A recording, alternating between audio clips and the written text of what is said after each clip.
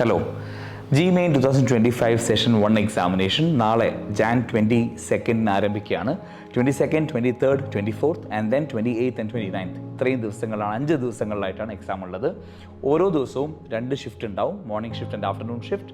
മൊത്തം 10 ഷിഫ്റ്റുകളിലായിട്ട് 10 പരീക്ഷകളായിട്ടാണ് GMAIN 2025 session 1 നടക്കുക.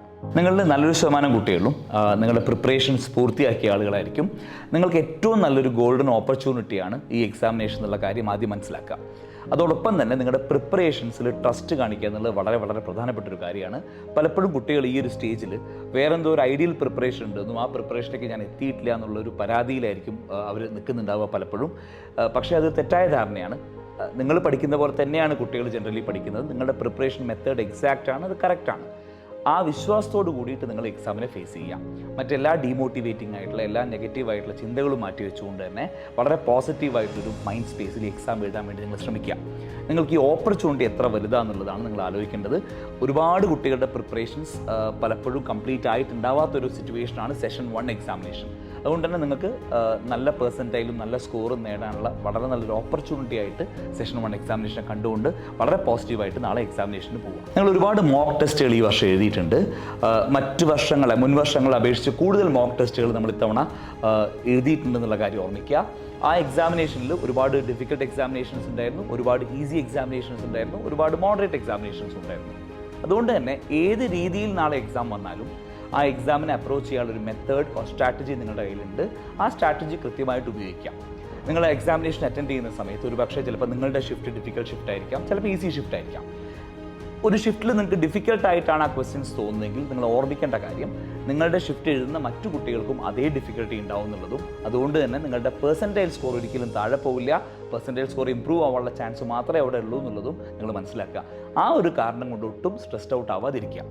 അതോടൊപ്പം തന്നെ 28th ആൻഡ് 29th എക്സാം എഴുതുന്ന കുട്ടികൾക്ക് വേണ്ടിയിട്ട് നമ്മുടെ മോക്ക് ടെസ്റ്റുകൾ ഇപ്പോഴും ലൈവാണ്, ആക്റ്റീവാണ്. ആ മോക്ക് ടെസ്റ്റുകൾ എല്ലാ ദിവസവും അപ്ഡേറ്റ് ചെയ്തുകൊണ്ടിരിക്കുന്നതാണ്. 26-ാം തീയതി വരെ പുതിയ മോക്ക് ടെസ്റ്റുകൾ നമ്മൾ അതിലേക്ക് അപ്ലോഡ് ചെയ്യുന്നതുമാണ്.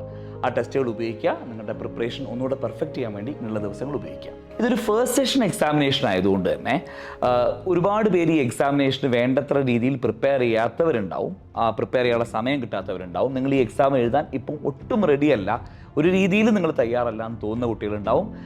ആ കുട്ടികളോടാണ് ഇനിയുള്ള കാര്യങ്ങൾ പറയാനുള്ളത്.